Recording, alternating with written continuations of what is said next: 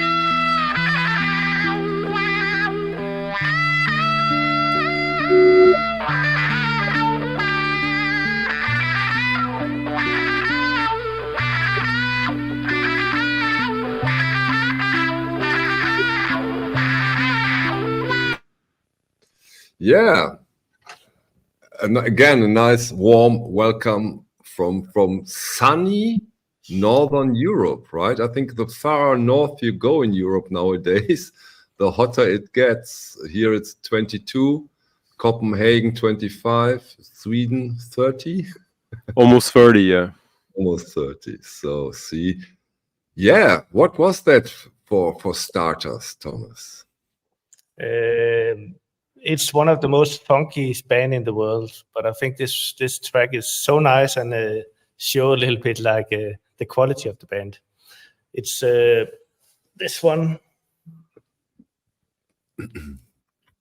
Funkadelic, yeah. Maggot Brain. Exactly. Considered their best album by now, right? It's the most looked for record, but I think it's best is a little bit like what you're into. If you're into the funk music, it's different ones, but definitely it's the psych Funkadelic album, in a way. Yeah, I've seen that jacket so many times nowadays. At least the last year, I at least saw it 10 times, and I think they quite some labels did a reissue in the meantime. But this was, of course, the original. When Thomas presents it, it's an original. Stunty, what's your take on Funkadelic? Well, it's not just that it's the original. It's also that how often do you see it without ringwear, huh, Thomas? Okay. That record, you see it every now and then. It's becoming more expensive, but you always see it like with the biggest ringwear for some reason. At least from my experience. Yeah, that's true. And I think Thomas is the only one I know who has a sealed copy. So mostly it looks like this. Yeah. Yeah, this is a OG sealed copy. Nice. Yeah, but then again, we talked about this a little bit, and then again, you have this goddamn problem with the US pressings. You have the Pitman, you have the Tarot, you have the whatever pressing, and they are considerably different when it comes to the pricing. So it's always quite difficult, especially when you have a sealed copy, to know which pressing you have at your hand, right? Yeah, because I can see they look exactly the same. The colors. So it's you will not know before you open it up. Yeah, but then it's not sealed anymore. So be careful, Thomas. I've seen at Discogs there's one sealed copy. I think they want 1,900 for it. Yeah, it's difficult to price it because there's so many smashed up copies, so you can get one for an okay price. But the one I played was an excellent copy, and I think I'll try to put it up on the OBC, but I don't know the price yet. I don't have a clue for that. Take your time. We are not in a hurry. When it comes to those kind of records, Thomas, you have all the time in the world. Yeah. But I have a question for you, Michael. Did you stop the music? Or was I didn't. No, I hope I didn't. Yeah, it stopped pretty abruptly. Yeah, right. But as you can see, the symbol, it's muted. But I didn't mute it. Wait, I try to, but I cannot. So, did you do it, Stanti? Because you sometimes have a strange sense of humor.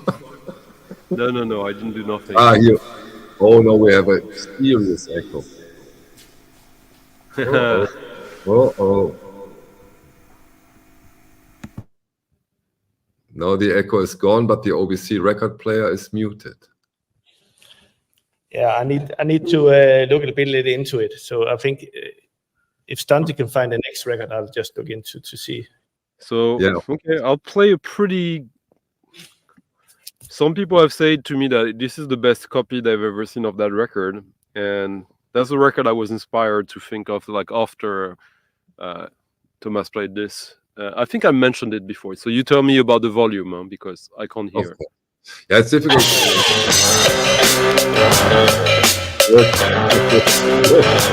A few breaks for Thomas, huh?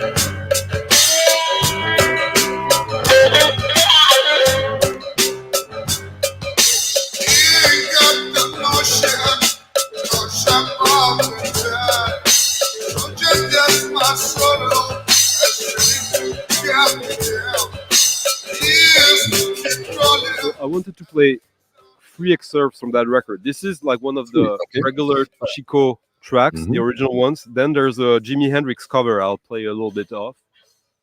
Careful with not being taken down, please. No, it should be fine. Famous last word. Naughty man, girl. In speed or drive. You tell me so that cause. It a little pain. You say just protect you for a ride. You just like. So hard to get good to you. This is live? Don't need to run over you. Studio.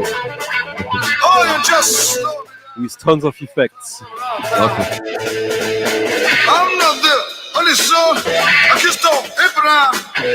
That goes good, baby. I can't see how for fun. But darling, can't you see my incidents? Till from Prince to Red. Yeah, I guess you got a chance. Sit on my head. You just like. So hard to get good to you. Don't need to run over you. Okay. And now the last side of that record.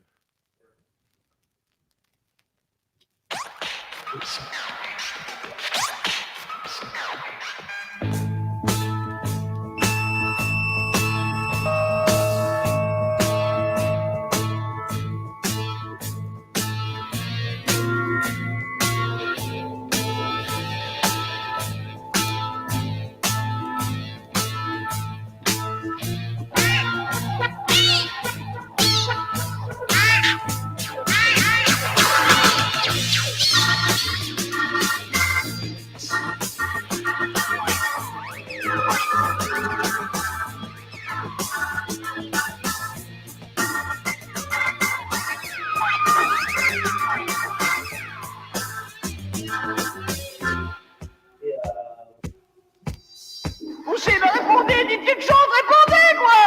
Lâche la main.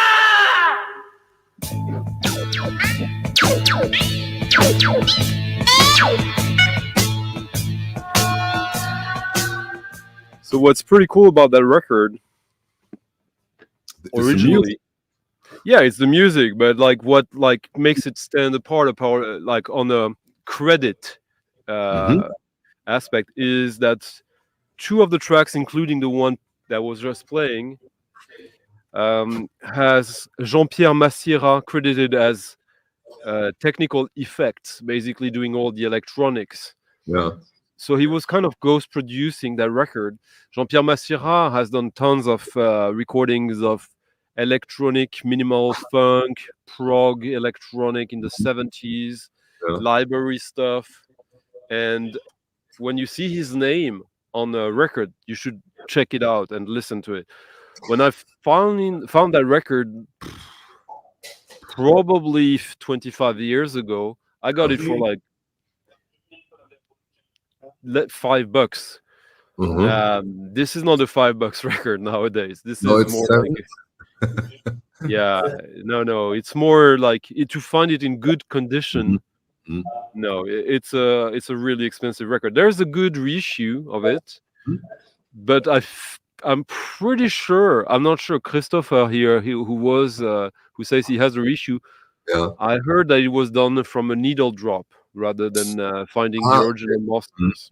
And educate us a little bit about the artist. We are talking 70s here. Yeah. Early 70s. It's a Chico magnetic band. They have a couple of 7-inch, but that's the only album. It's basically like the French Jimi Hendrix, but also with a sense of humor. It's not a comedy record, but as you could hear, like the early lyrics in that last song in French, there was a comedy aspect to it. But it's only minor. But as you can see from the jacket, also it's like Footlocker, yeah. It's like they have a little bit fun with it. Yeah. So the fact that it's called magnetic. The record itself, was it a success at this time, or did it totally? It was one of these super gained a reputation over the years. Yeah, because it's so unique and it's extremely like it's one of these rare French serious guitar like records in a way, even if it's more than that, as you could hear. And and there's also, this record is also sold out for drum breaks in it. But I was just thinking, I think I named it or showed it, but I never played it. So I thought that would be a good opportunity after Funkadelic, as that Funkadelic record has some aspects of that kind of music as well, in my opinion. And you got aware of it quite early, 25 years ago. So that was the time time it gained its reputation, or was it at that point already a record? I think the collectors of French music, like rock stuff, they were obviously aware of it. I saw the cover, looked in the back, saw Jean-Pierre Massiera in the credits of 2 songs, and I bought it because of that. And but I remember when someone saw me picking that up, got super angry with me that they didn't get it themselves. Like probably one of the 2 most angry, like someone it was at a record fair, like and so we're like, you don't deserve that record. You don't know what it is like. So you see this record and you like the music, get it. Yeah, it's a cool record. It's on the French Disc Vogue. Yeah. That's a great label. A lot of great records are on that label. Chico is born in. We had a recording studio in the north of Paris, where I recorded an album. After basically it got like abandoned, and it became a squat. And some musicians like made it working again. It was like it had in the middle of it like one of the biggest organs I've ever seen, like a church organ, but even bigger in a way. And you know, these studios where they have one isolated cabin at each corner of the massive room, and the Rolling Stones and have recorded there. David Bowie as well. So it was a massive privilege to be able to record there before it got destroyed. And now that Hitwombat mentioned it, I think the Nosferatu is also on the Vogue label, by the way. Yeah. Okay. We talked about Justin Peters wants to know from you, Stanti, if you I've have seen one other copy that was not nearly as nice as this one. Yeah, the condition again, right? But on the other hand, I can imagine a record like this, people who have it, they take care of it, right? Or at least they should. Yeah, but you never know. Now, yes, but back then it was, I guess, because of the Jean-Pierre Massira connection, there was probably a sort of almost how do you call that? Like I forget the name now. Not a vanity record, but I forget the name. We will come back. Right. Maybe now that Thomas still is at it with the technical problems of the OBC record player, you have a second copy, or not a copy of the record, a second record you can. Oh, I can. Yeah, I was curious though if Thomas knew about that, but we will ask later because I can see that he's still going on with it. I know about it. Yeah. You know about it. Okay. You like it, huh? Yeah, I looked for years for it. Yeah, I really like it. It's an amazing record. Don't tell me you don't have copies of it. I have a copy of it. Of course, yeah. But it took me years to find one. It's not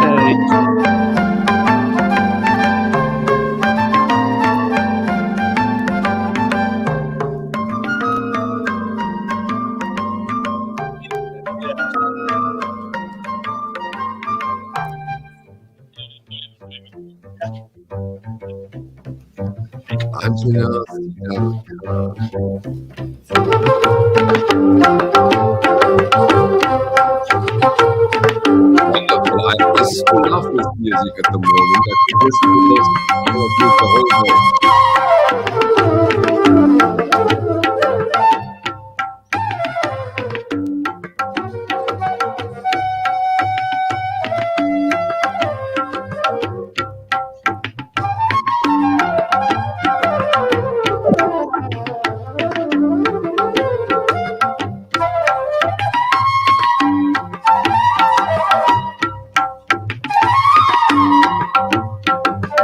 So this is not your usual sitar record, as you can hear with the flute.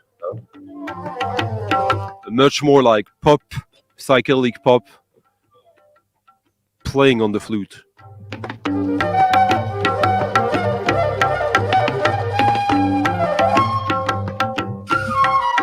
You can get your left ball, but this is an amazing sounding record. Holy sure.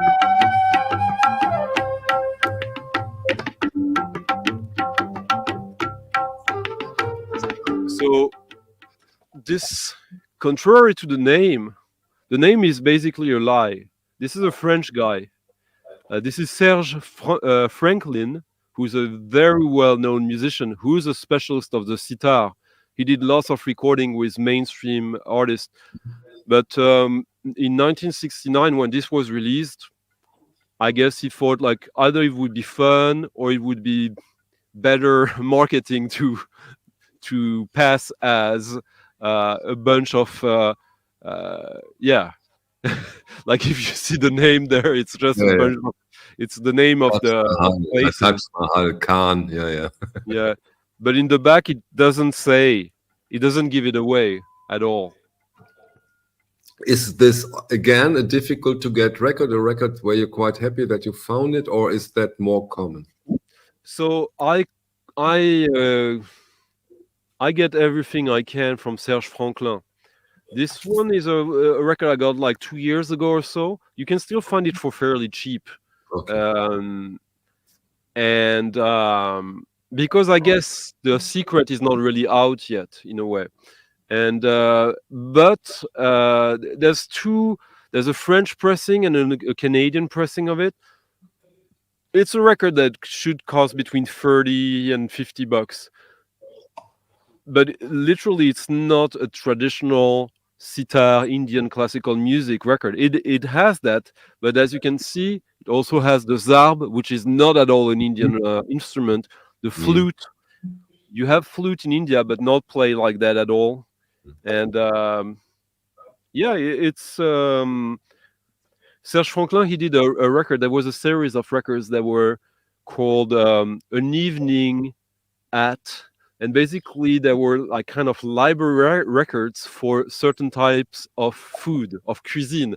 If you wanted to have an Indian dinner with your friends in the 60s or early 70s, that would be like good background music for that. So these were kind of almost exploitation records.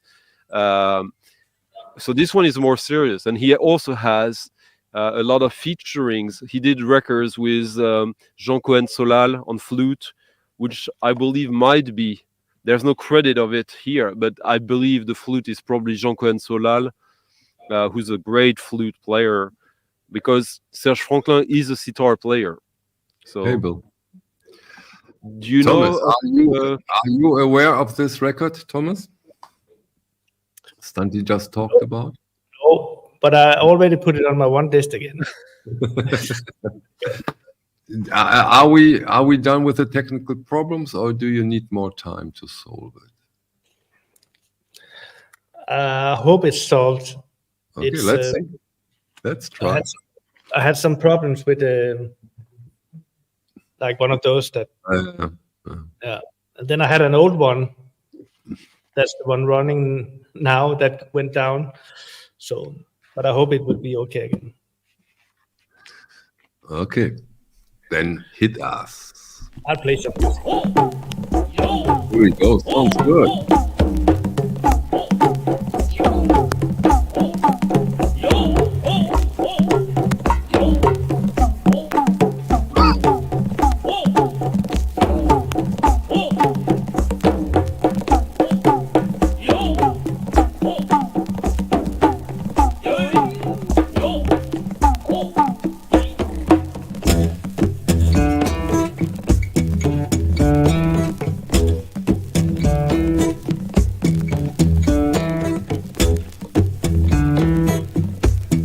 Here we go with the bamboo feeling.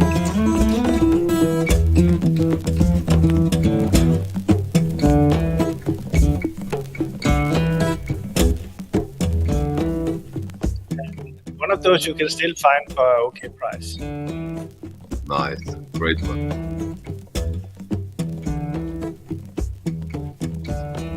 Inside. Fusion. Great rhythm, huh?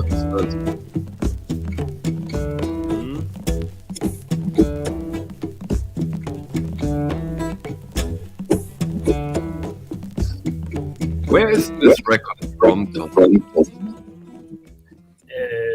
The one I have is an American issue from '76. It also came as a Japanese one. Okay. And the most rare one is the Japanese one, but you can find the American for like €35 still. And if you love this kind of music, there's 3-4 good tracks on the album. It's Nice. it's a nice thing to listen to if you like that kind of music. Michael, Yeah. Thomas is showing us a record that is not super expensive. What's going on? Yeah. I'm stunned. But Yeah. he plays us a record that was amazing. I love those rhythm-based stuff. I can listen to this the whole day. Are you aware of this record, or was it a new one? Never. I don't remember that at all. No, I don't think you've seen it that much, but I heard more, seen more on YouTube talking about this record. So I think it's one of those that people are catching up on now. And is there a huge difference between the American and the Japanese pressing? No, I don't think so. I only have the American one. But I can see mine needs to clean, but this American sound really good. I DJ'd a lot with it.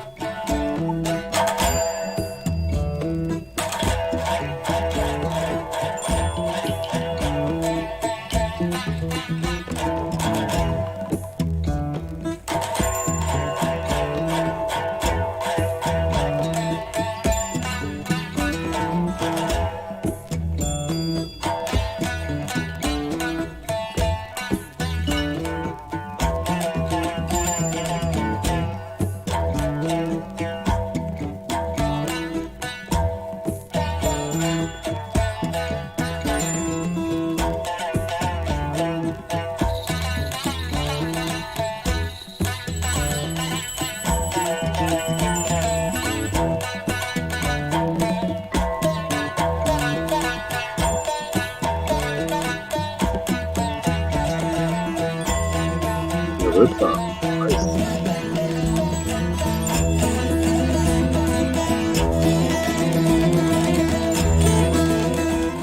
But the musicians are from Japan, right? This, or is this a mixed endeavorment? It's a Japanese band. Mm. Yeah, but are they using a sitar? Yeah. Because you can hear that they're not good at all with the sitar. They're playing it as a guitar or something. Like it's really bad in a way, but they make the best of of it. special approach. Yeah. Playing it like a guitar. Okay. Basically, they're using a traditional instrument, like a rock instrument. Like that's what's pretty funny about it. Pretty cool about it. Hasn't there been a band in Great Britain who has done something similar? Probably someone. Are you talking about someone who died in a swimming pool or something? Did he? Nice one, Thomas. Nice one. Yeah, I prepared a little talk about the Westbound Records where we had the Funkadelic, but I lost a little bit because of the technical problems. So I'll take that another day.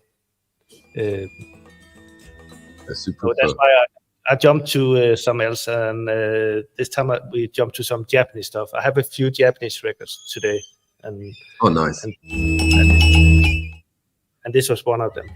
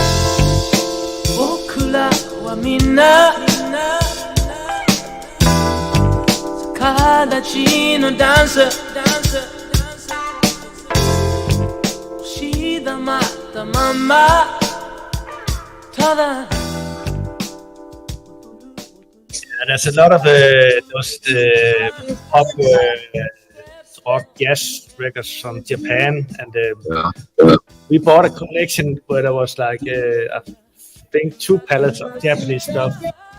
Okay. And you need to look through a lot of records to find the good ones, but they got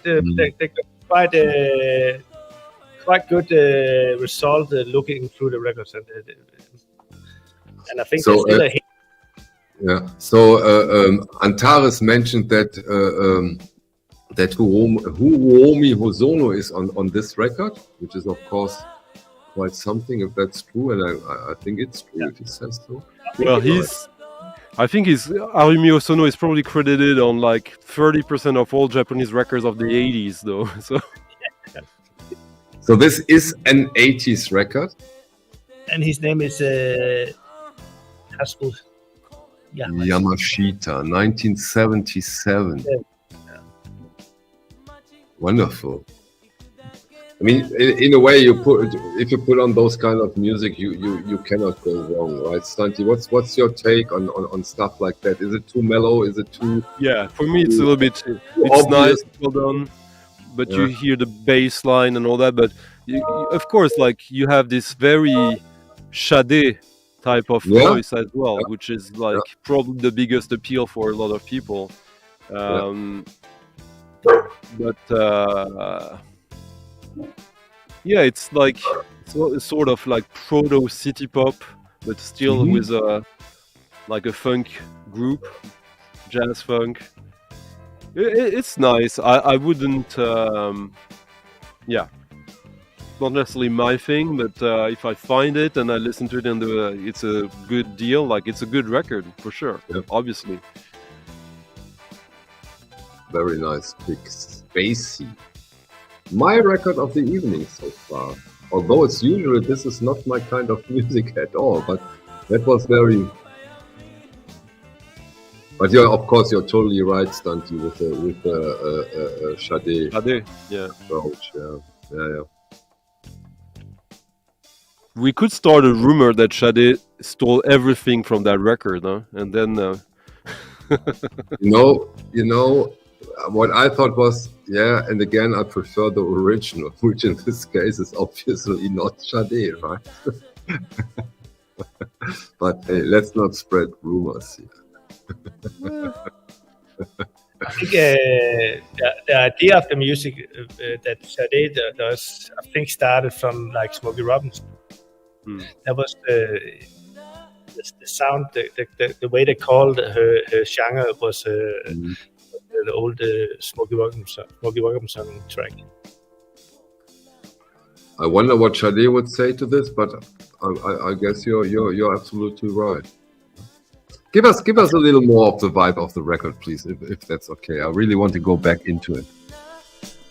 Just finishing now. Okay. Again, bad timing for me. Sorry.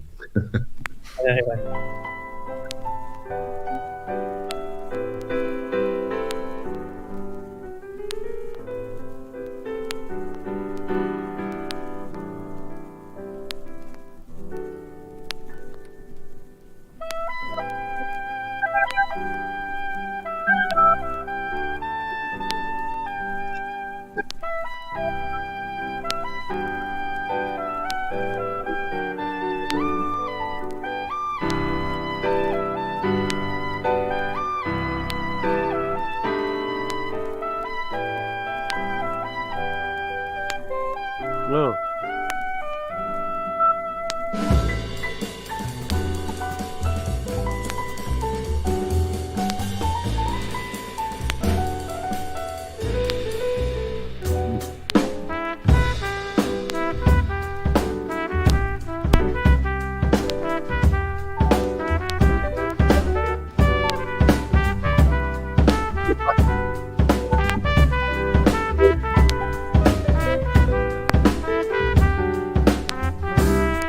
Hello, Manfred.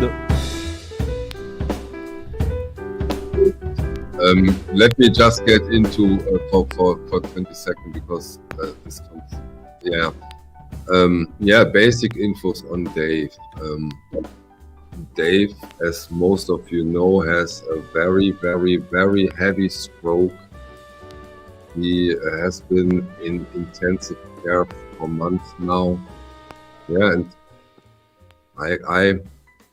I'm not able, nobody probably is able to predict anything. So it's very serious. It has been very serious. It's a terrible, sad story. And there's one thing, everybody has to be very, very patient. This is not a thing that goes over in a couple of weeks. So I'm sorry that doesn't have better news, but that's the state it is, and there won't be updates every 2 weeks. I know we are all eager to get them, but there are none because it takes a lot of time.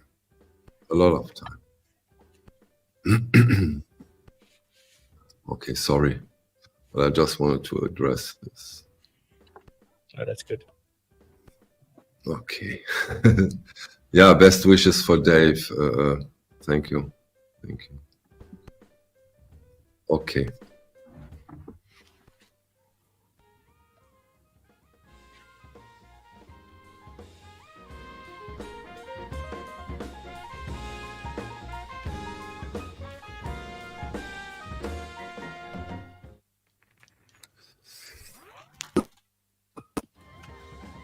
Oops.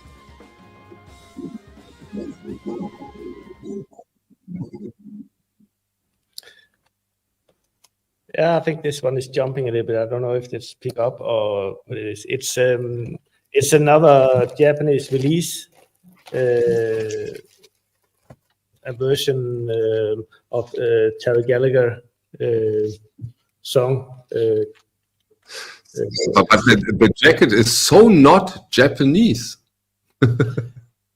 No, it's not Japanese.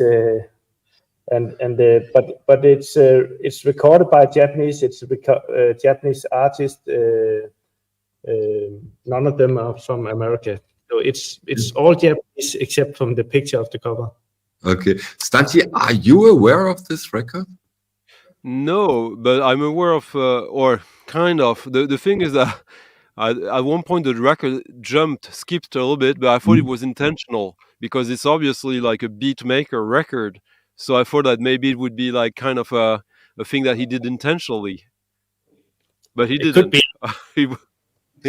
I think it sounded like it would be because, yeah. I have a few like turntablist or like instrumental hip hop. There's a lot of instrumental hip hop from Japan in the 90s and 2000s. So, and there could be ideas like that. I thought maybe I had a song like for Dave. Okay, then go for it.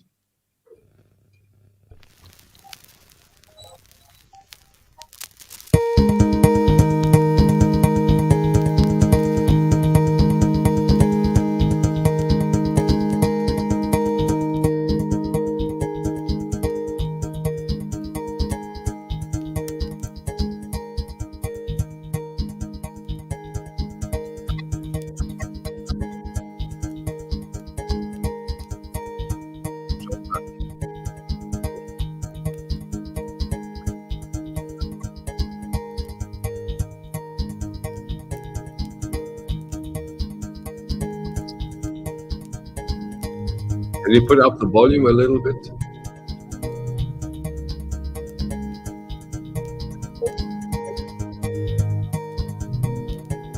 Good.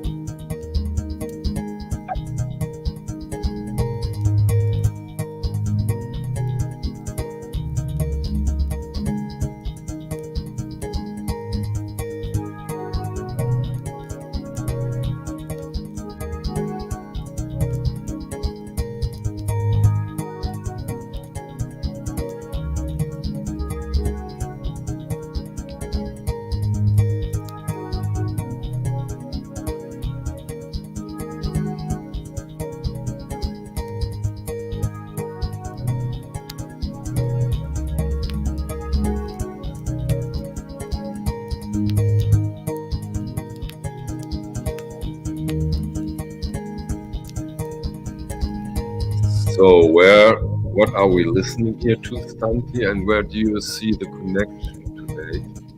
Well, this is a record that was released on Dave's favorite label, Peace Frog. This is John Beltran. Yeah, okay. Yeah. But the label second made wave of Detroit techno.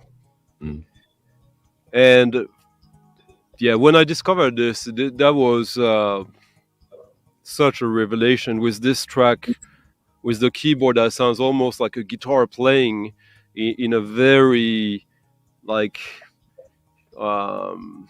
reminds me of the Michael Brook, the guitar player who did some stuff for Brian Eno. What year are we talking here, Stanti? 1996.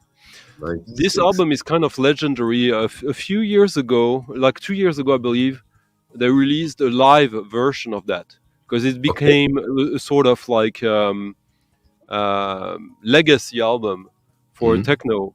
As John basically was requested, I think it was for the Dekmental Festival in the Netherlands, where he was commissioned to perform the whole album live. You know, like when they asked like Bruce Springsteen, Bob Dylan, Sonic Youth to do a legendary album of their catalog.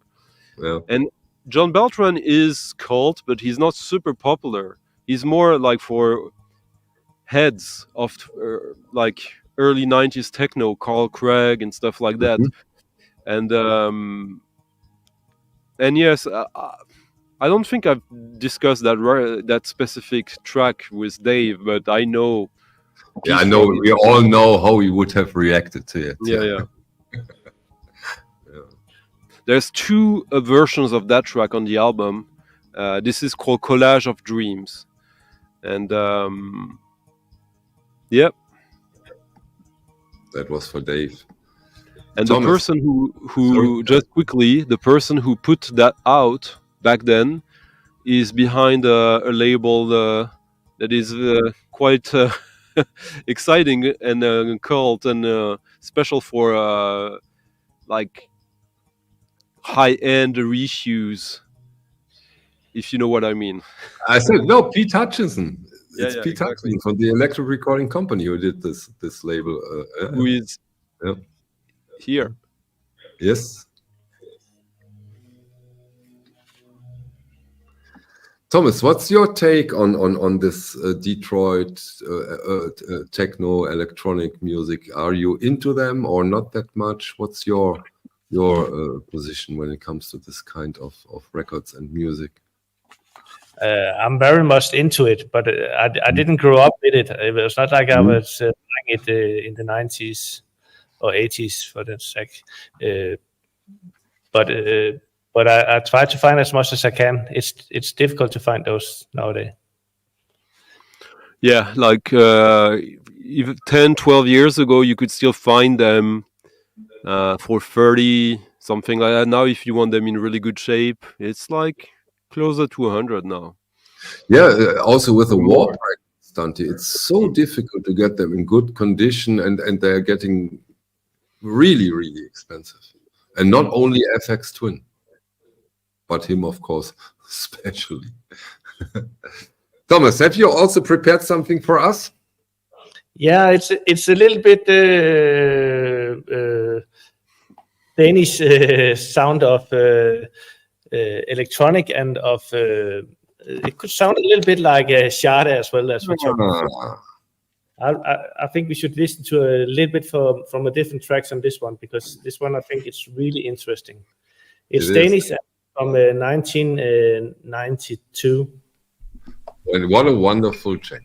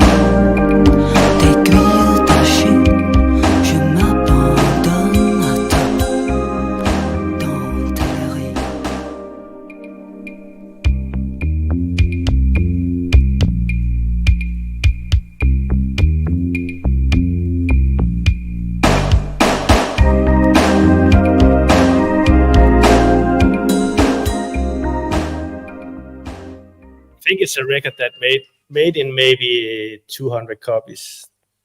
Really? That's you. Wow. Yeah. What year, Thomas? 1992. Okay. Yeah. And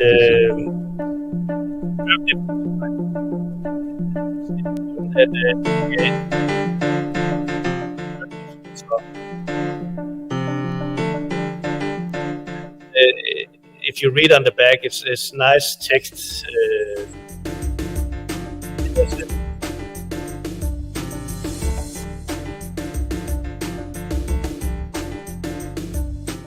like the world is full of craziness. And this one is called "I Had a Dream," but it went in a different way. I dreamed that I had a dream.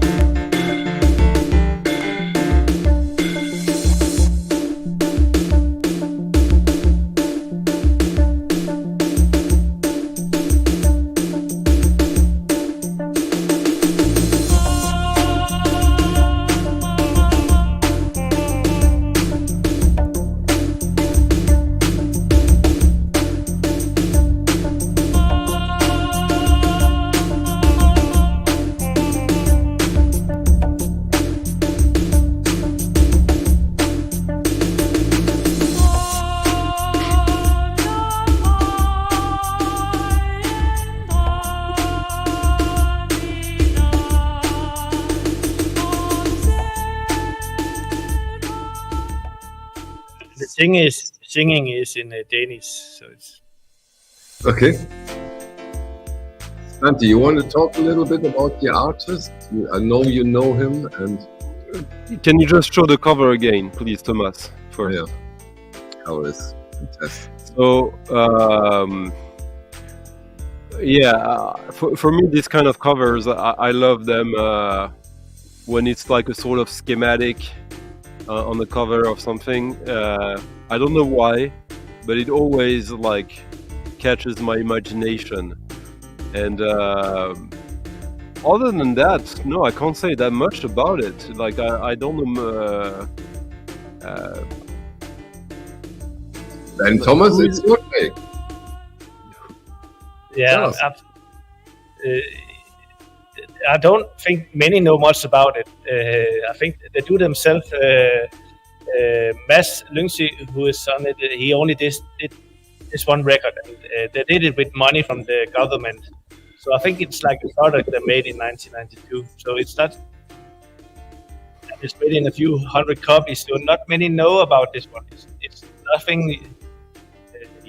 Nobody ever heard it in the radio. Nobody. So when not many people knows about it, it's easy to get. Not necessarily. I try my best here. Yeah. I have a Danish record for Thomas. Oh, wait a second. Apparently, this was reissued in Italy last year. Weird for a Danish record to be reissued in Italy. In a way it is, in a way it isn't. If Soundom has its fingers in it, it might not be. Thomas, what did you, excuse me, Stanti, what did you say? No, I just say I have a Danish record for Thomas. That is kind of interesting to see if he knows about it. How many viewers will we lose now? Shall I? Yeah, of course. 1961. Adlon Hulligully, Part 2. Thomas?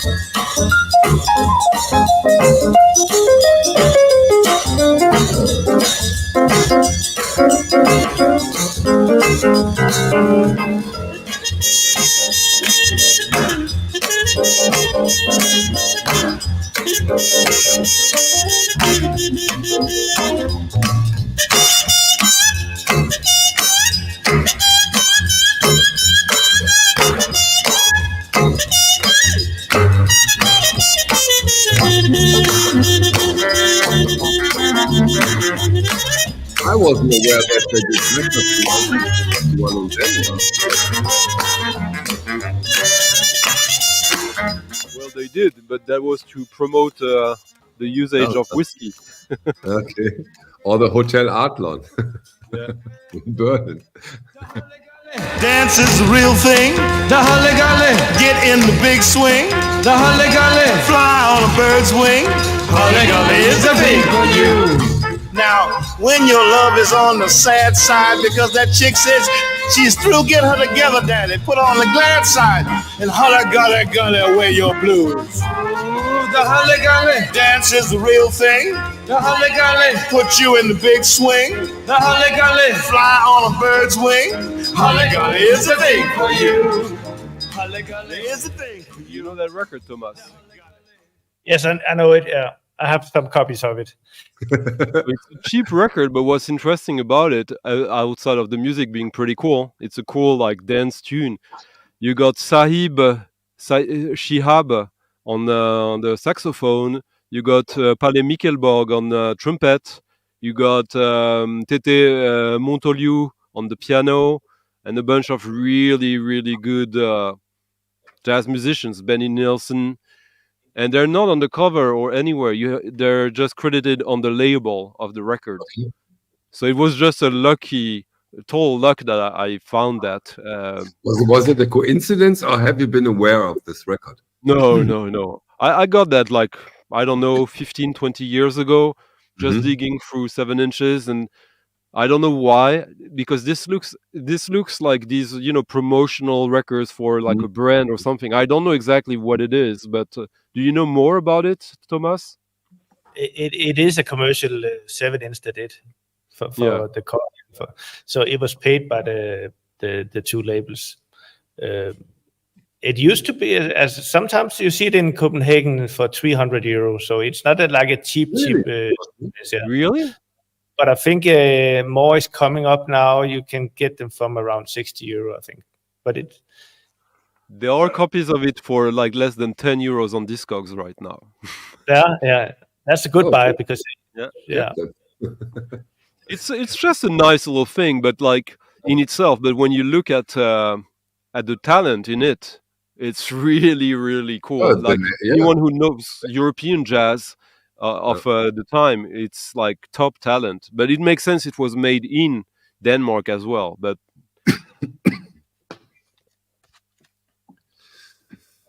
so back from Sweden with Danish music to Copenhagen in Denmark.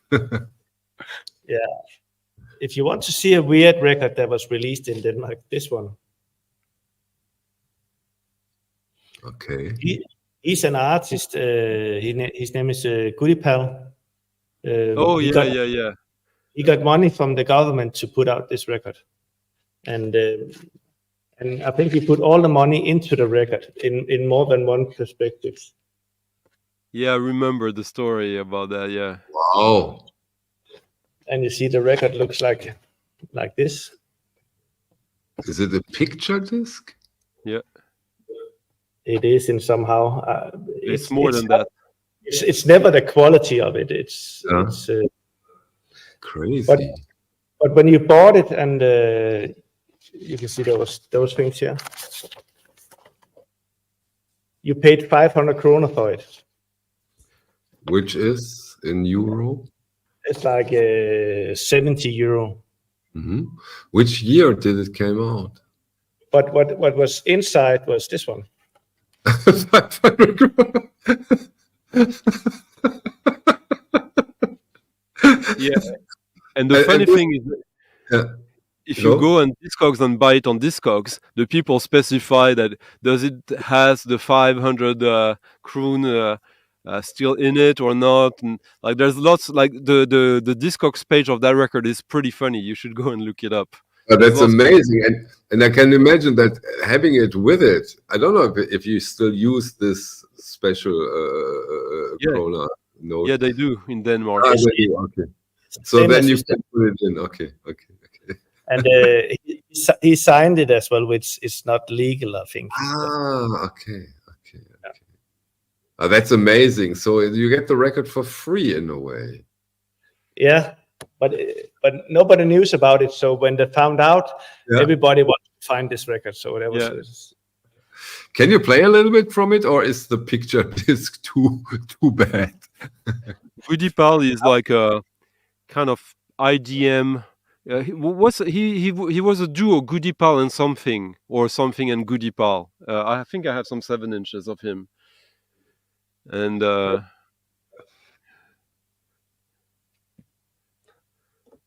can't remember. But creativity that goes into records and their editions. It's so beautiful to see. Amazing.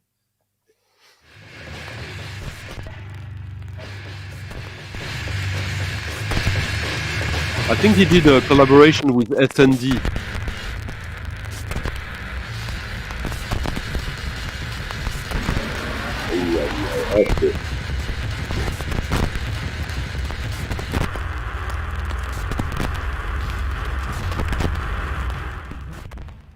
Okay, we get an idea. Yeah. And in this case, the noise is part of it.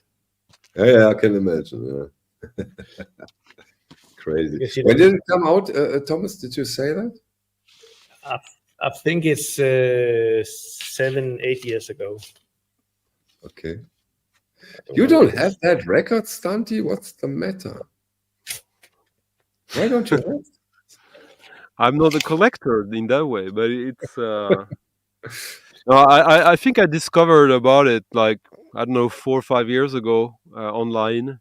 And it's a cool record to collect as well. The music, I like some.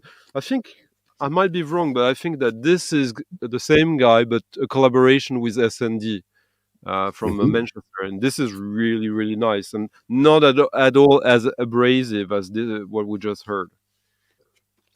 No, it's not always crazy. It's but he I collected his stuff at the time, but he maybe sometimes did like 50 copies of something, then 3 copies, then 5 copies, then 200 copies. At some points, it's difficult to follow because it became a little bit the same. But I have some pieces only made in I think maybe 20, like a box set that's really, really nice, which was sold on an art exhibition. Now Thomas has a problem. He might be starting to collect, if he hasn't already, Commissaire Yular und Mama Beer. Why? Who released, because they do that. Like they have like hundreds and hundreds of releases on vinyl, and it's always like 5 copies, 20 copies. But this is exhausting in a way, when they do this all over and all over. No, but because it becomes an art thing as well. Like it's beyond the music, obviously. But greetings from Sun Ra. Sun Ra says hello. Oh, that reminds me of something. Yeah. I met Goodipal half a year ago. I think I had a visit from some friends from Holland, and went to a shop in Copenhagen called Kiosk, and he's often there. He was sitting in the basement, and my friend Hans, which you know. Okay. He saw some of his stuff that was selling in this kiosk. It's like a small supermarket. And he was like, oh, I like this. And there was a box there, like a secret box. It costed €1,000. Mm-hmm. And you don't know what's in it. And I was tempted to buy it. A secret box. You never know what's inside. It's the Schrödinger LP. Not the cat. Yeah, exactly. You never know. Maybe there's nothing in it. Probably. Yeah, probably there was nothing in it, but you never know. Maybe he put 100,000 in if he got that. I think he's. Music. Shall I or shall you, Thomas? Whoever wants. You can play one. I'm happily here. Let's go to Ukraine then.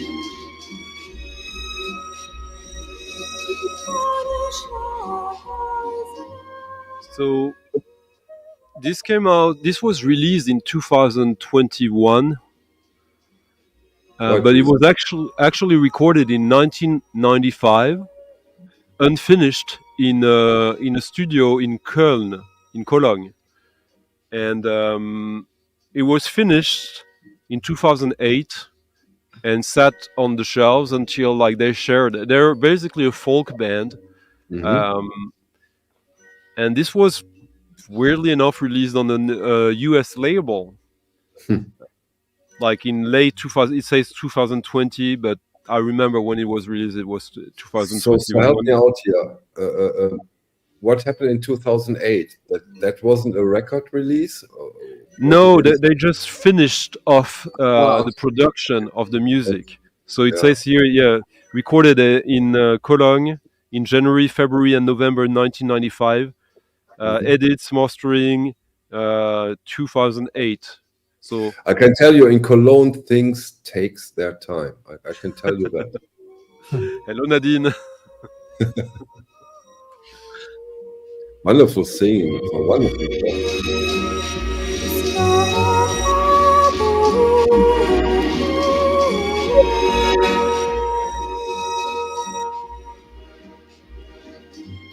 It's nice when you have music from a place that is not exactly the West, like that is not Western music. It's music from that place, but it's also modern. It's not just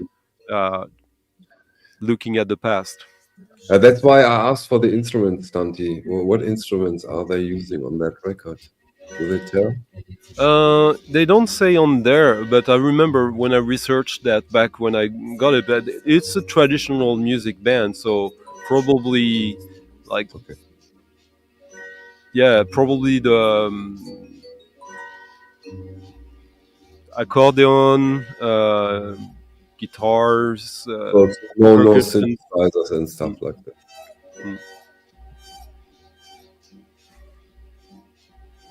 Thomas, have you noted the record? Is it at your want list already, I hope? I think there's a lot of really good records from Ukraine. I bought some. Show it again, Sandy. I was too slow. Sorry.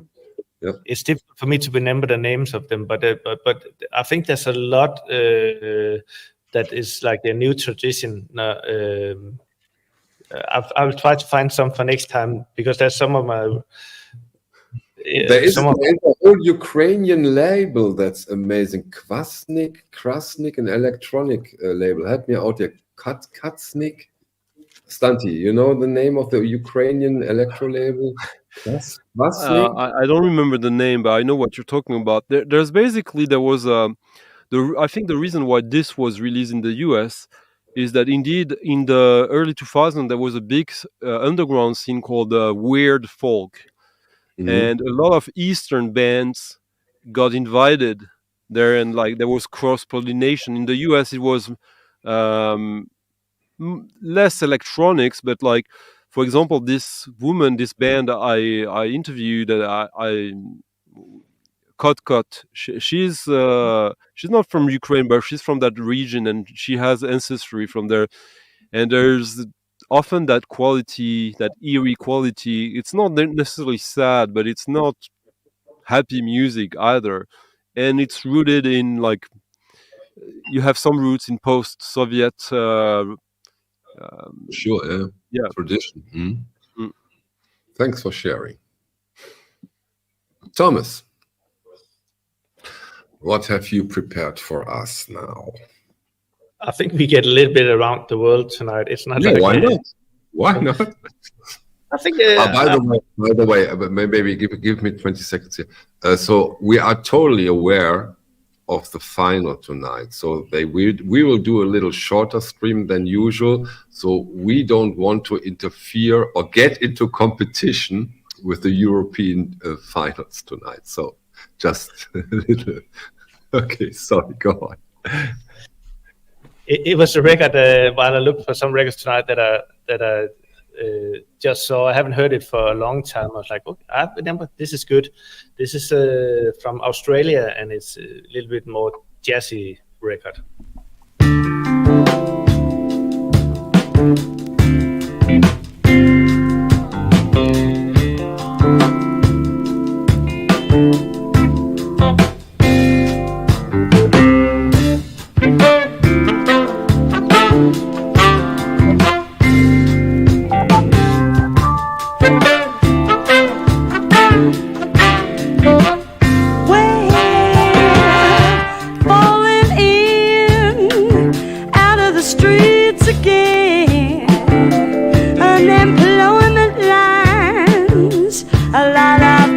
Standing in news is bad on every TV show, so I tune in my radio,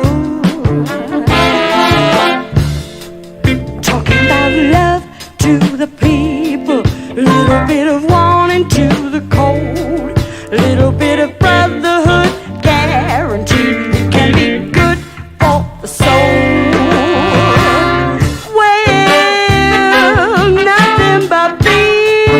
On the table, living the blues, paying my dues, I'm not hardly able.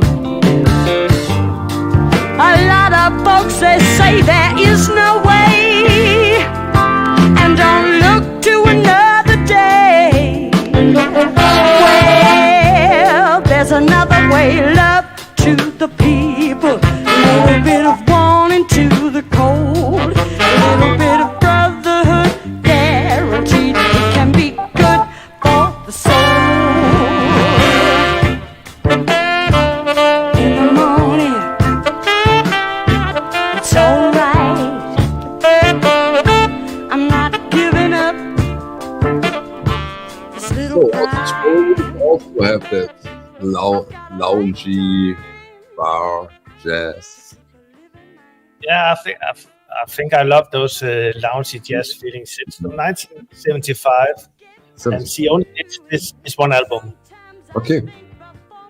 So, and I don't think she's that well known around the world. But a really nice record, and on the record she do some versions of well-known songs as Think Marvin Gaye's "What's Going On," but she has an amazing voice that is good. Yeah. And she never became, even in Australia, she didn't become that big. No, she only made this album, and it's not one that you see that often. I've seen it once and that's the one I have here. I can see you can get some on Discogs, but it's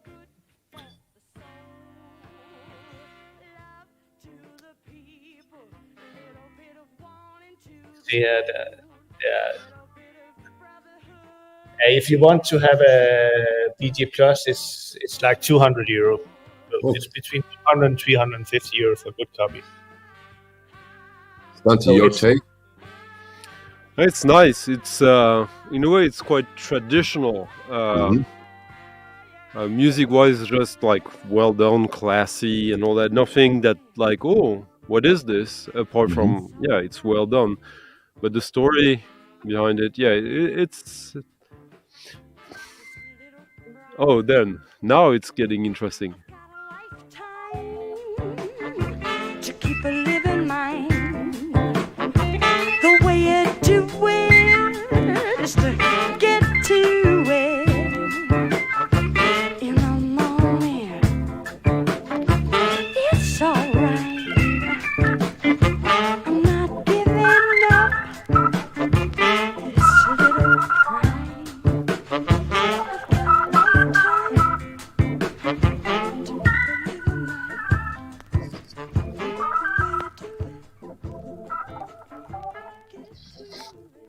Carl Meehan says there is a French reissue from 2017, and Stunty really hit Wombat because he wants to have a complete stream with records from the USSR. I have a bunch of USSR disco albums. Maybe we can put them in every now and then, not a whole stream, but of course. We have that on the back of our head, and Russia is interesting, or like the USSR, since it's a communist country or federation or whatever. So they only have one label, Melodia. Then there are the bootleg labels, which can be maybe interesting, but I'm not specialized in that. Like the problem is that the good music, I mean, it was so controlled since there was only one state label. There's not that much music that is, in my opinion, unique and striking. It's unfortunately there is some. Those Artemiev soundtracks for Tarkovsky are pretty cool. And he did some stuff even not for Tarkovsky later that are pretty cool. There's some disco by guys who it's difficult to know who they are, what they did, but for sure. But also when it comes to music or vinyl out of the USSR, it's not only the artist that's quite interesting because from first hand. It's also the way some of them made their records. Sometimes they used old X-rays to use them as a material to press a record. It's quite interesting to see how they did it. It's funny because there was, I think it was in 1961, there was a movie they released, so after Stalin, where basically, a moralist movie in the USSR where they're showing all the bad behaviors, and you have those street kids like smoking and trying to sell like illegally, like these bootlegs on X-ray sheets. The problem when they did that is that it just got people curious and wanting to get them. They did promotion for something that otherwise would have stayed like very underground. Okay, little side step to USSR, but I think Thomas is prepared once more. I prepared one of the artists that are collected through the last many years. He didn't do that many records. It's Well Done Irvine, and I prepared a little bit some tracks for you. It's one of those that I love to listen to because I always hear new things in the tracks.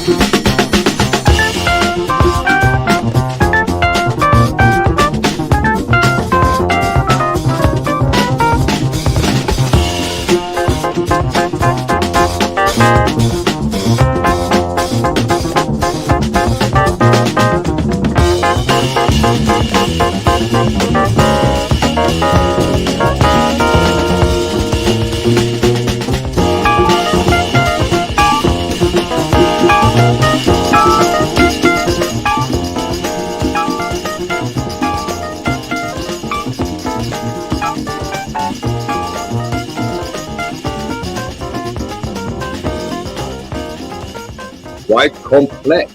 Wow. Tell us about the record you just showed and played. This is his second record. You can hear here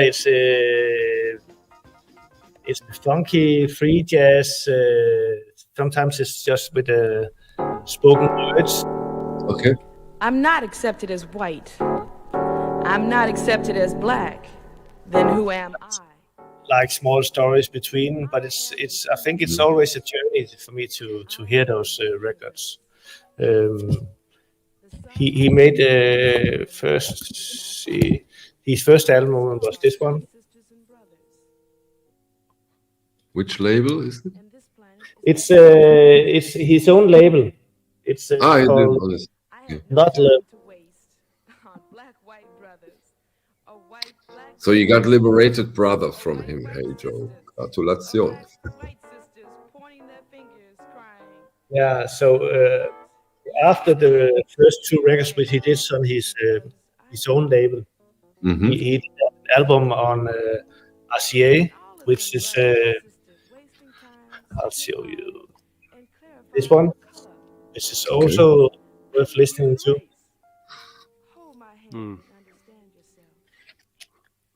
I think this one is really, really strong. This one, that's strong. You know the first two, Stunty? Two? It's funny because I was looking for my records of his, and he was extremely productive in 72 when he started out. So he did these two albums, the first two albums, but he also did. Can I play something? Thomas? Yeah. Something.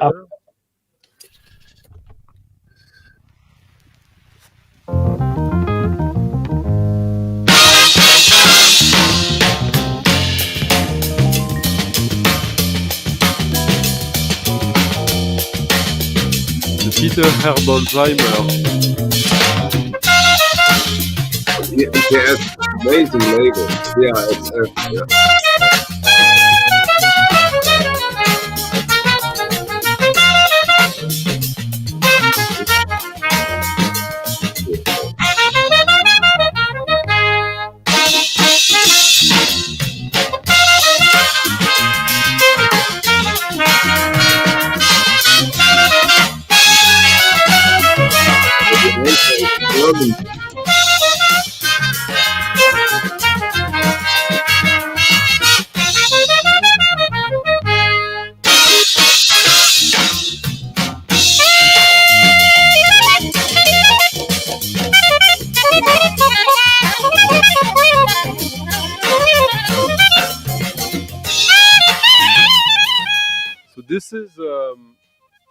a composition by Weldon Irvine that he did, that was commissioned by Peter Herbolzmeier. Herbolzmeier. It's easy. Herbolzmeier. It's easy, Santi. Take your Yeah. time. No, I just got dyslexia Herbolzmeier. suddenly. It's very easy. Herbolzheimer, yeah. And weirdly enough, like in the first 3 albums of Herbolzheimer, rhythm, combination, and brass, each album has a composition by him. Yeah, I don't know why the connection, but Santi, talk a bit about this unbelievable cool label, the MPS. Oh, MPS. Yeah, the BASF. It's fantastic. If you see, and they are not that expensive. Some of they're them always cheap because basically, well, it depends. When you have the bass, which is the tape, the cassette, then because they did so many of them, and they're not all interesting, Michael. There's tons of like Vivaldi, lots of classical. A lot of the jazz stuff usually is interesting. They have a lot of like lounge jazz as well, but they also have like fusion jazz, a lot of it, and some more free, and that's where it gets interesting. There's but others, the craftsmanship of those records. Yeah. Stunning. Yeah, sometimes they're on letterpress. If it's the loungier part or the freer part, when it comes to the craftsmanship, it's brilliant. A brilliant label. Yeah. Oh yeah, absolutely. Every time I see an MPS record, like the record I showed a few weeks ago, that folk duo with Albert Mangelsdorff is on MPS before it becomes bass MPS. But yeah, when it's jazz and it's on MPS, and if you don't know it, check it out. Might be really cool and cheap.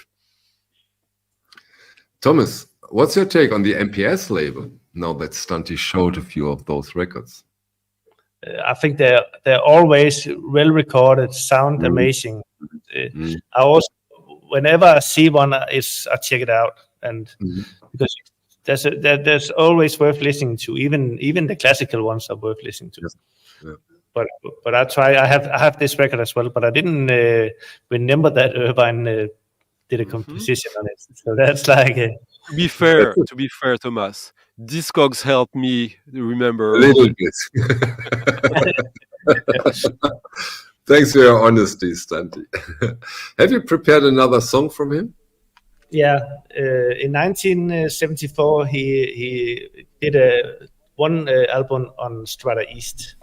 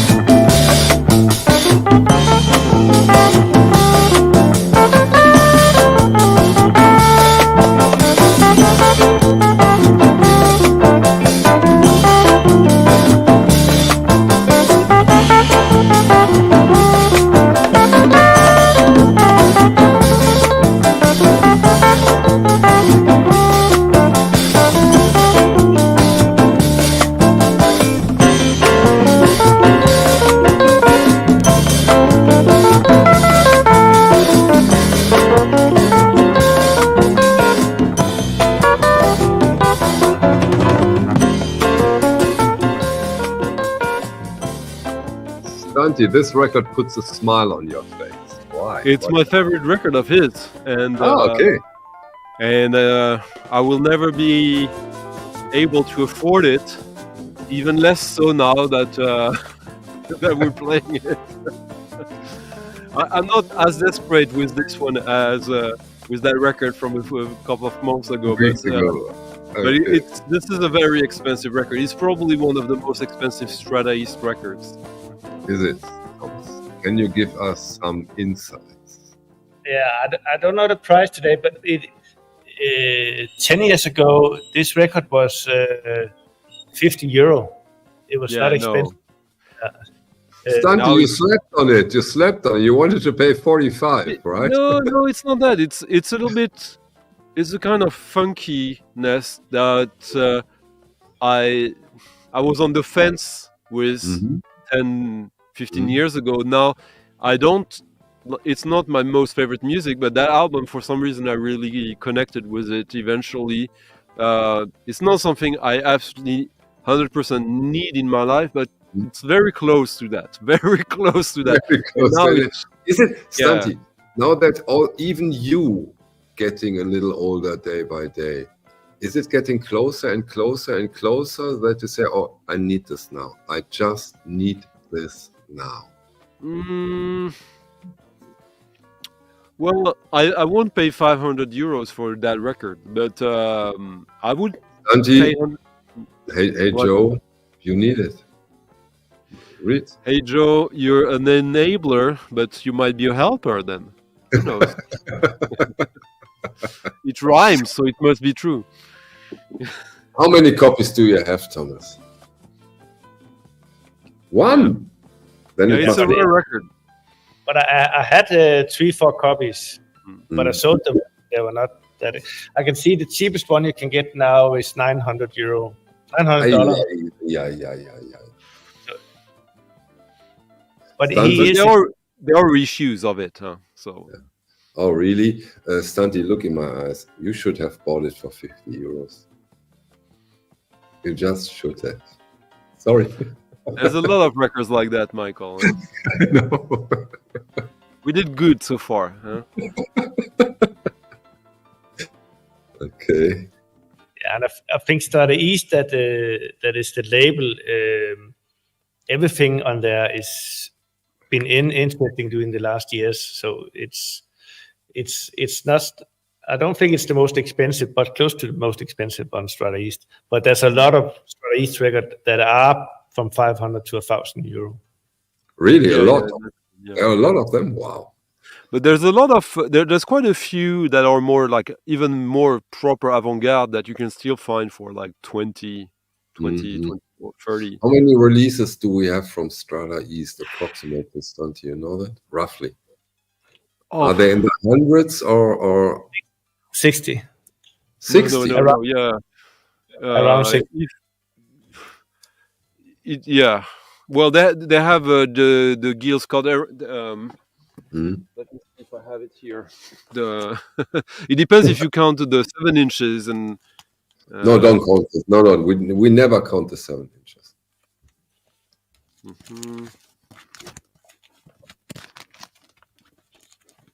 I can show you the label file. Strata East. Weldon Urban. And you can see the number down, SES 919749. Yeah. And I like the system because it says that it's released in 1974, and it's Strata East release number 9 that year. Ah, okay. Oh, that's nice. I agree. Yeah. I agree. So you can follow the releases. I think Can you give us another song from this album? It was really, really nice.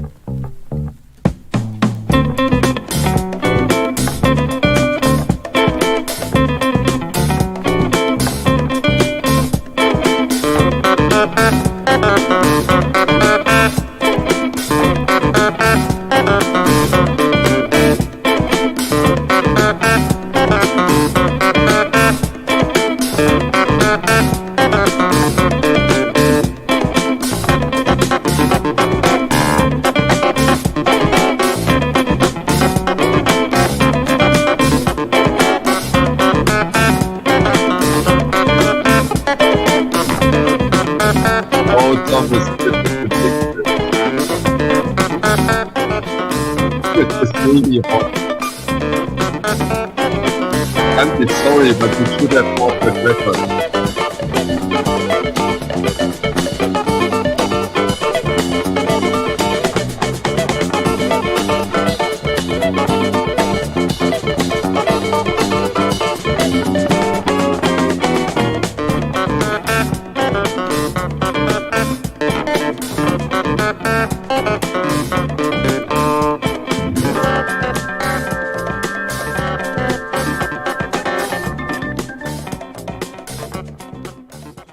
Winston, I think Thomas answered it. It is this one, the one that Stunty didn't buy for 50 euros at the time. No, it's the one in the box where he doesn't even know if there's a record or not. Oh, wait, show. Special club. Okay, Strata East. Here we go. Scott Heron, the bottle. That's pretty cool. Somehow, you have it today with 7 inches and alcohol on the jacket. Yeah. That was amazing, Thomas. I think I just saw that I put another Strata East record up. At the OBC shop, or where did you put it? I just put it up for playing, maybe. Okay. I saw when you said I put it up, I always think it's at the OBC shop. 50 euro as well, and now it's close to 1,000. And let me guess that you didn't buy it. I don't know that record. Okay, then it's even more. It's Jean-Marc Ferret did another album on Strata East called First Impression, which is my favorite Strata East album. But I think we already played a track from that one. This is the second album. Thomas, it won't hurt if we play another one, if it's okay with you. From this one?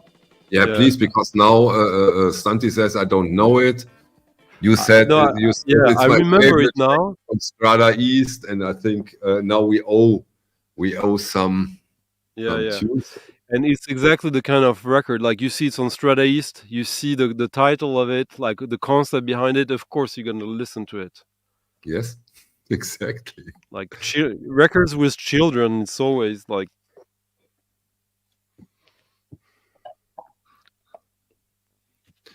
See, people want to hear it. I knew it.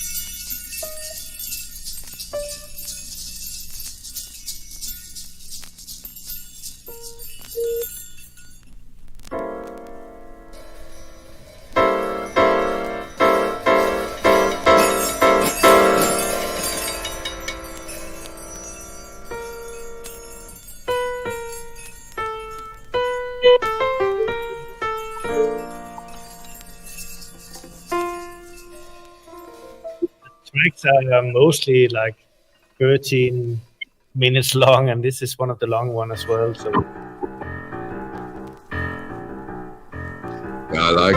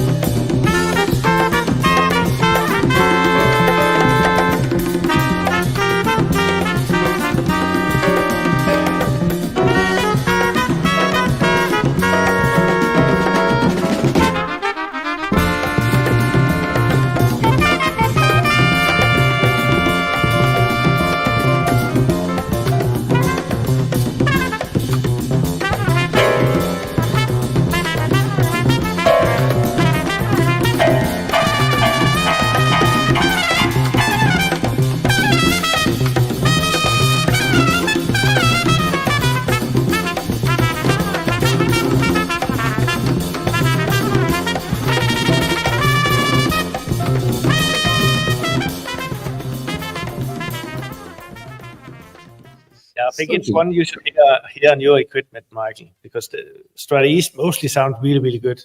I can imagine. This needs a clean, but it's a near mint copy. I can see it's like spotless. Maybe it needs a cleaning, exactly. Stanti, now you know a bit of it. What's your No, but I impression? remember Thomas played it before. I remember now. Yeah, no, it's great. It's absolutely great. It's spiritual, funky, like a Latin approach. Am I wrong? Latin, but also you can feel also like some African roots in it, and you know what? As we are traveling today, a little bit around, I want to take you to somewhere with my favorite album of 2017-18. Was released on cassette in 17 and on vinyl early 2018. And every time I see that record, I buy it, and I yeah, you're welcome, Justin. Next one, it will be just a dent then, but it's a record I probably bought it like 8-9 times, and I give it away when I meet people who deserve it in their life. I don't know if you like it, but for me, you will guess where this is from.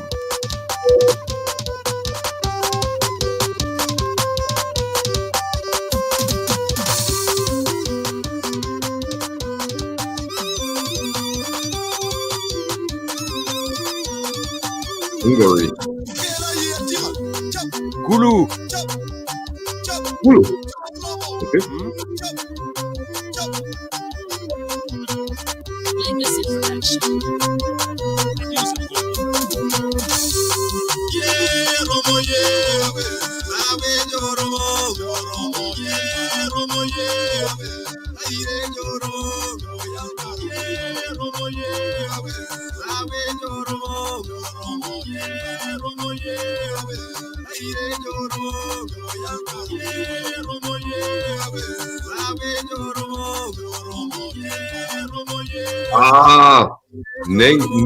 Nenge label.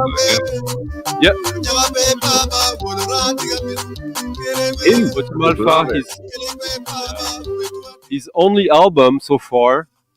It's basically, you could say, it's like wedding music from Uganda. It came out on a label from Uganda, pressed in Europe, but still. And this will never get old. The label Nenge or Nenge tapes. Yeah, they did some amazing records. They did some. Yeah, but this one is really the one that for me. I tell you that this is my favorite. I would have chosen another one.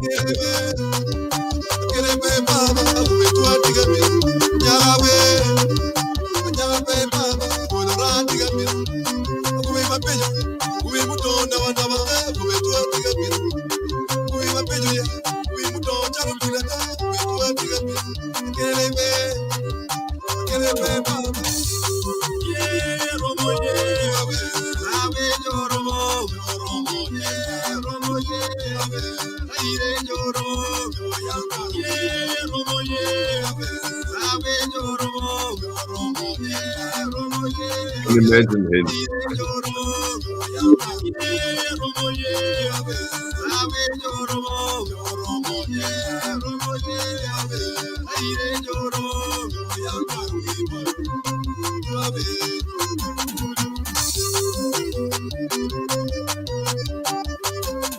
I absolutely adore the mix of, like, you see this like African fiddle with whatever means he had to produce the music, a drum machine, whatever, some synthesizers, and this is just some of the most hedonistic music I can think of.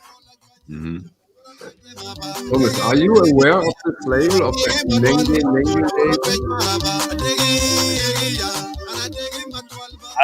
I don't have it. I've seen this cover, but it's amazing. That's a good name. This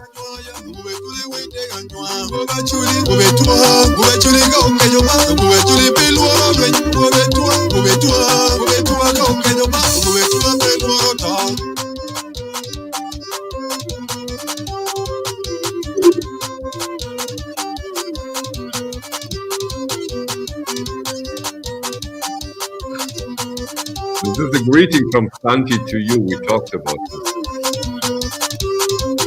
But this is true. This is really one of my favorite albums of the past 20 years. I remember the video, Santi. Okay, yeah. Well, Thomas, back from Africa. Yeah, thanks for. I just wanted to show because I have 2 extra copies of this one and this one. Okay. Those I'll put up on the OPC tomorrow. Nice. One of them is Santi's favorite album of his. This one, yeah. This one, yeah. This one is really good. But This called Simbad, which is really amazing. And this, but the last one I'll play from him is like this one, which it came in 1998, I think it was. So it's much later, but it's also been one people want, and it sounds very different.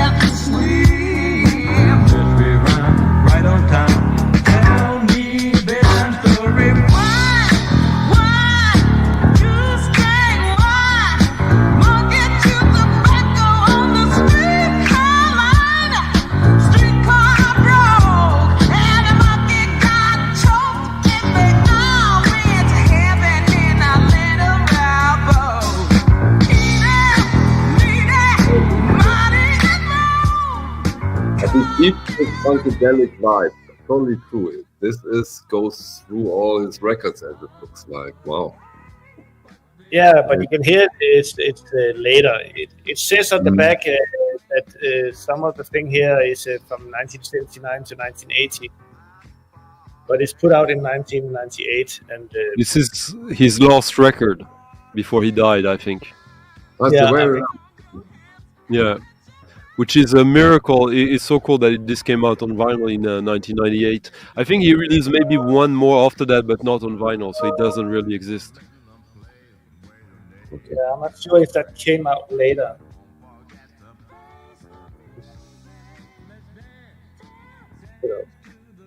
But this is like a more dance album.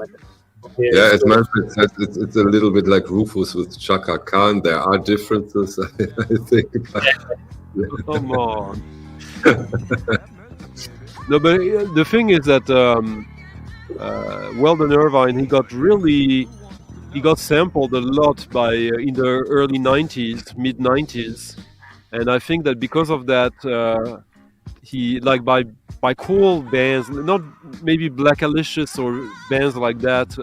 I'm not sure if it was Black Alicious, but so I think he got like invited to actually perform on a bunch of really cool like 90s soul hip hop albums.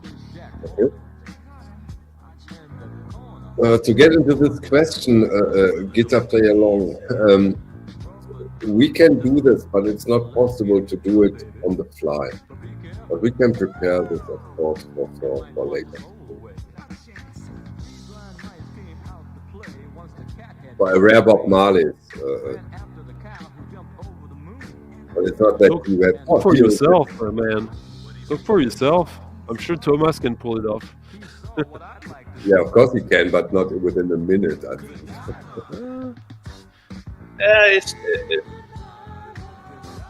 It will take 5 minutes. Okay, fair enough. It's, My bad. But I think the really rare ones are 7 inches. Those are difficult. I don't know where it is because they're not in order. But I have all the albums, also the first ones.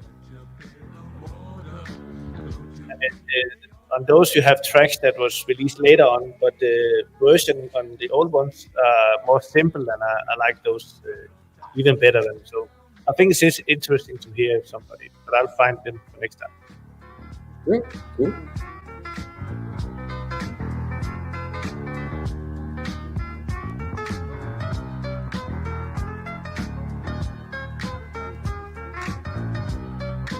I remember last week's record, the Dark Radio record we found in London, so it was also quite special.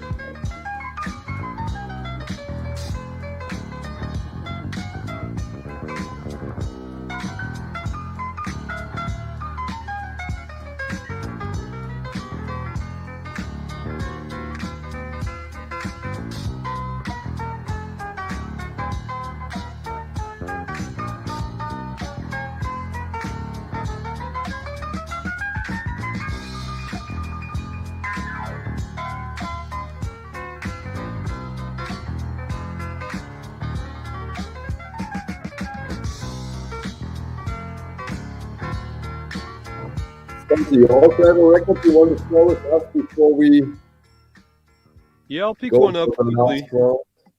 Yeah, I'll do something. Okay.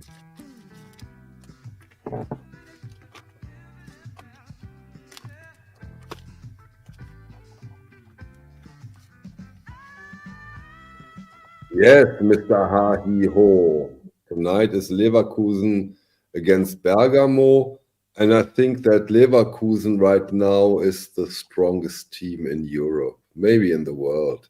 And they, of course, are a favorite, but Bergamo is an amazing team too. So I think we will see quite an intense match. And yeah, Thomas, will you watch it in Denmark? Yeah. Yeah? I know that Stanti will for sure, because we always talk about football when we don't talk about records. Yeah, but this will be an amazing game. It starts in roughly 40 minutes. So when Stanti is done, we will get to Stanti. Maybe you give us a record until Stanti has done. So you can choose between, I have 2 records ready. Yeah. Choose between those 2.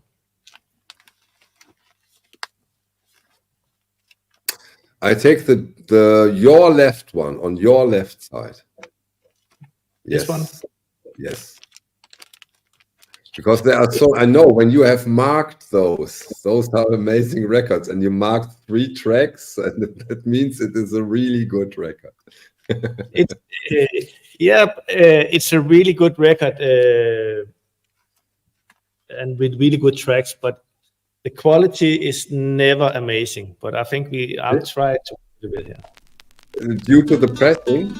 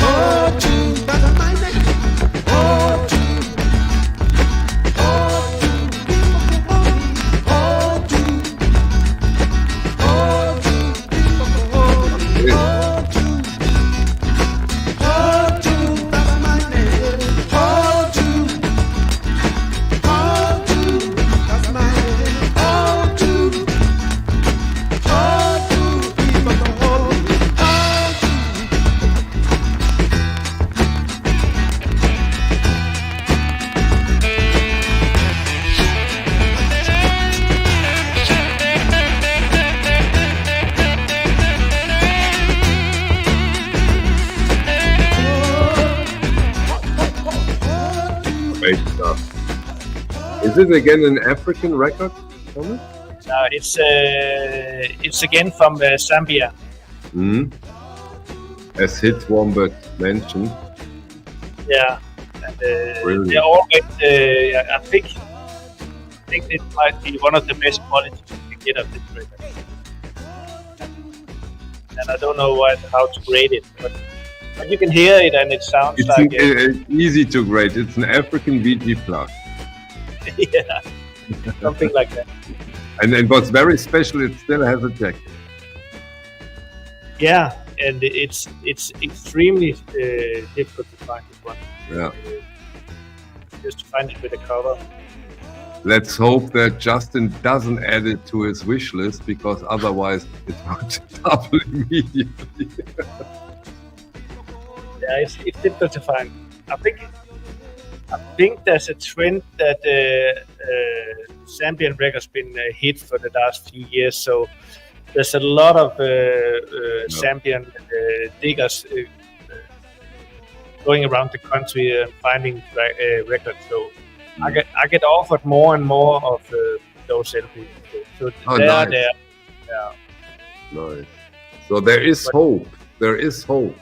There is hope. But every time I buy 10, which they say is in very good quality, there might be 2 of them that it's not even close to this one, but playable. Yeah. So they're always messed up. Give us a little bit more of it, please.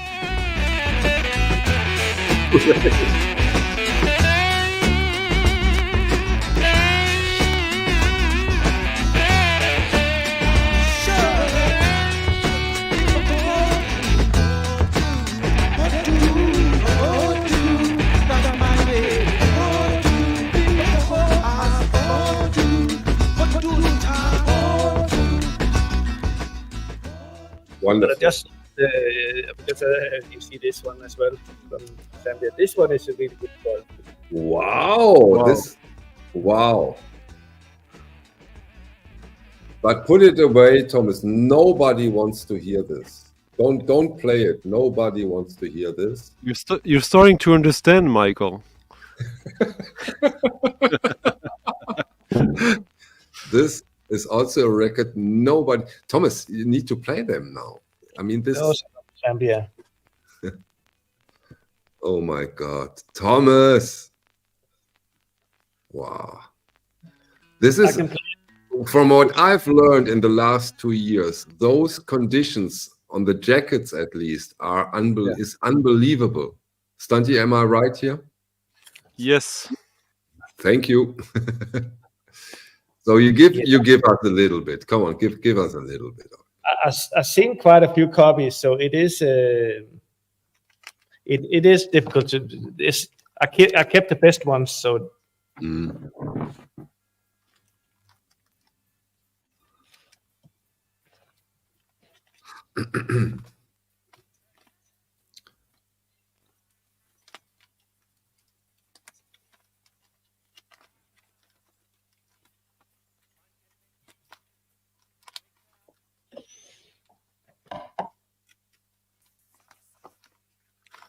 Sometimes a little break is needed, and it doesn't matter.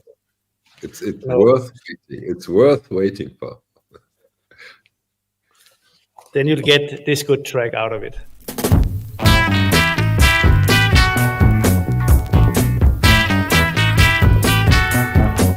If there's something that I hate, is when I come from a beer party.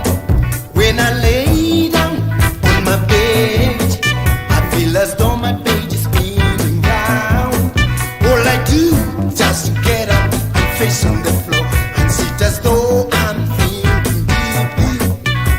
Ooh, I really think of drinking no more. Ooh, I really think of drinking no more.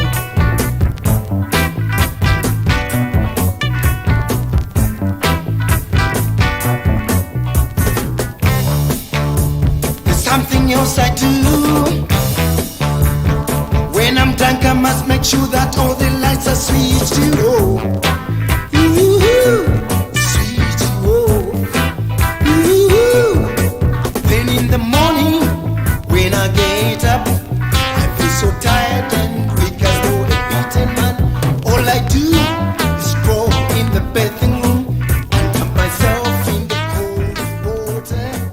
Thank you.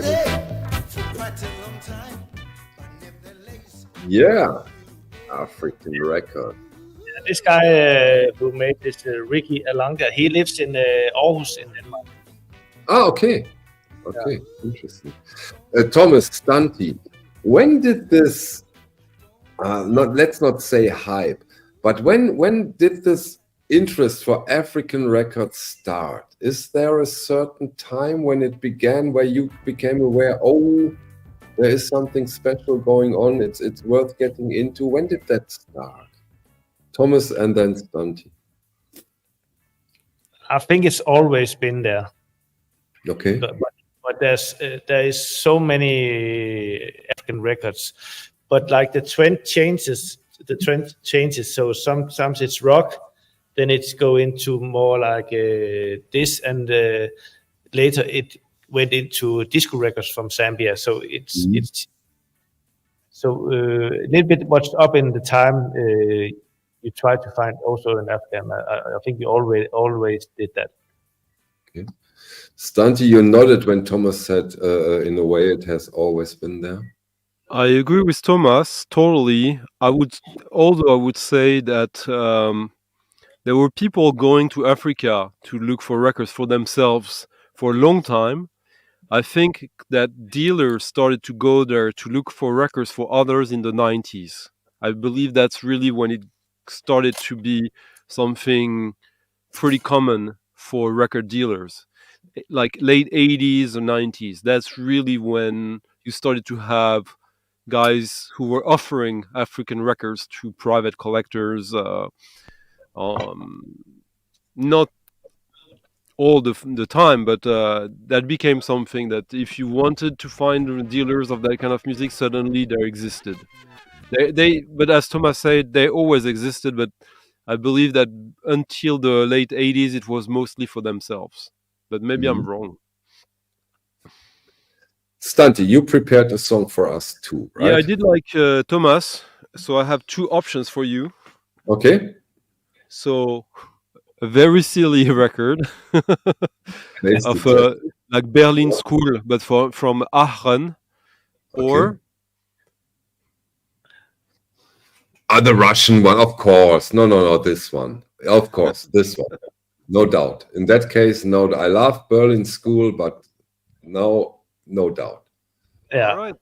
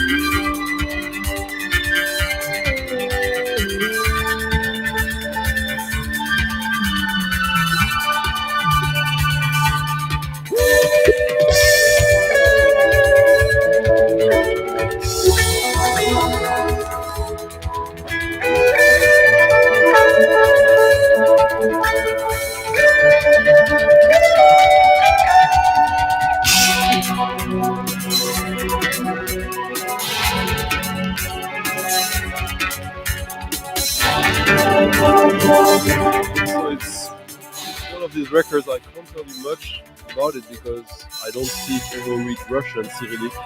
and there's literally very little. But it's post-Soviet Union, right, Stanti? Sorry? It's post-Soviet Union. No, this is pre. This is from this is from like 80, 81, something like that. Okay, wow. Yeah. Like there's a bunch of like cosmic disco records like that from the Soviet Union. Okay. And I got that like 20 years ago or so. Basically, there was a time when I was playing a lot of disco, and like I got a lot of these records, and not easy to find. Not necessarily expensive, but it's more the information that is expensive rather than the records often. Because also, if they were good, this is pretty good. There's a bunch of good tracks on it. It's a little bit cheesy in a way, but it's pretty good. So usually these records had a bunch of pressings. Like they usually had like 2, 3, 4 pressings. No, 2 or 3.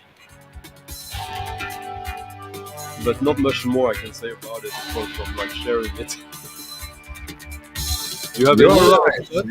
When it comes to the rhythm, I agree. This is very, very nice observation. Yeah, totally. Harmonia, cluster. Yeah.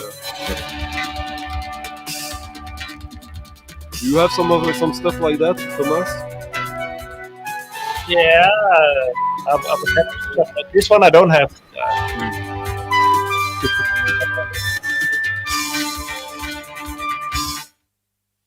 Nice. Thanks for sharing. Yeah. Thomas, last track of the evening as we are closing in on the final, and we all know that you have a long way home, so that you at least come there for the penalties. Yeah. I just want to show a record that I'm not playing, but that's sometimes how it looks when you buy those records. Mm-hmm. And if you look here, and I'm still happy for this one. Okay. Near mint. This is a classical near mint with a missing edge. And the condition, I don't know if you can see it, but it's. Put your bite into your records. You should. I told you should stop that. Yeah, it's those. I'm still happy to have them and have a chance to hear because you cannot find all the tracks on YouTube or Spotify. Yeah, nice. It's just like that might be like a poor. VG minus, African VG minus. It's a poor, but you're still happy to have the cover, even though it's. Yeah. I see. Hey, Dylan. Sometimes just having a copy is all you can ask for. Yeah. So. Thomas, one last song. Yeah, but where should we end up? I'm not sure. You decide. Come on, you have the best weather. I'm a little too cold. Stunty is a little too hot. You are in the middle. Look how this man lives. It's so beautiful. Wait, I'll make you big. We have to enjoy this. It's 20 minutes before 9 p.m. in Sweden. Oh, you see the elk? Have you seen the elk?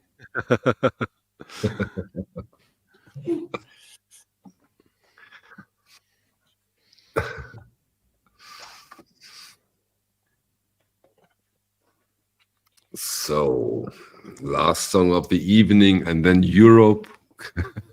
Europe prepares for football. Oh, look at! But this is not an elk. This is It's the Moomin. They live here. A Moomin. I have a record, by the way, that's called the Moomin. I really have. Really have. Yeah, please, Thomas. Justin is asking something. He's begging. It's begging.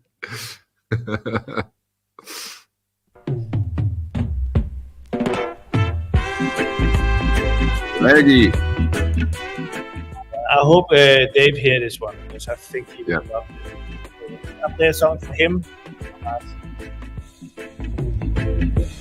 There is a land far, far away where there's no night, there's only day.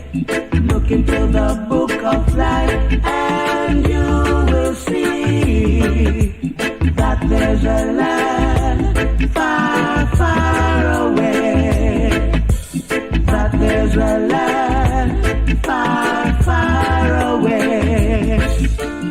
The King of Kings and the Lord of Lords sit upon his throne and he rules us all. Look into the book of life and you will see that he rules us all.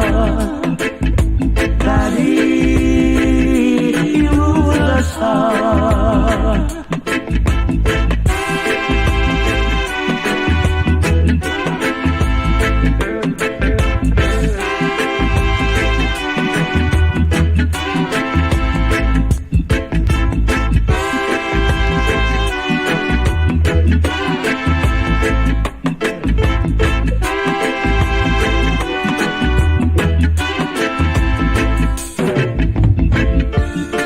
King of Kings and the Lord of Lords sit upon his throne and he rules us all. Look into the book of life and you will see that he rules 2 hour and 10 minute mark once more. Thank you all for attending. We see us next week. I think there is no football final next Wednesday. So can't wait to see what Thomas and Stanti will put up for us. I enjoy this more and more and more. Thank you all for joining us. I really appreciate all your comments. Please keep them coming and really hope to see you on the next stream. Whatever this means, Juha Tanzkan, I have no idea. Okay, see you all next week. Bye. See you.